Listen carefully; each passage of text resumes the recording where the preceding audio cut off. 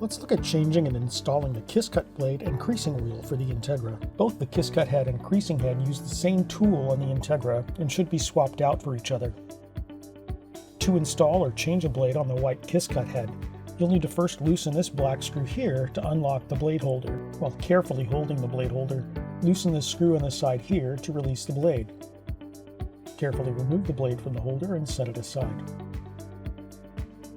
The blade will only go in one direction, with the point of the blade away from the black pin you can see here. Also, the blade should slide in until it's seated down against this pin.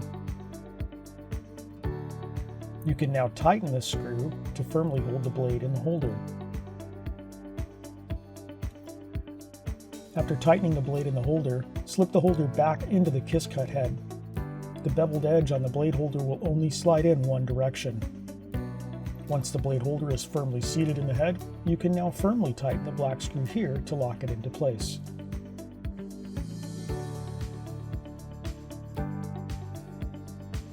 We'll install that white kiss cut head onto the creaser tool in the Integra. First, loosen this lower screw with the provided tool.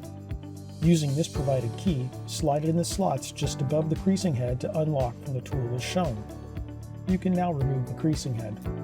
Carefully install the kiss cut head onto the tool. To do so, align the grooves on the kiss cut tool with those on the head and slide it up into place. When seated in place, firmly tighten down this lower screw to lock. Adjusting the cutting depth is done via the dial on the top of the tool.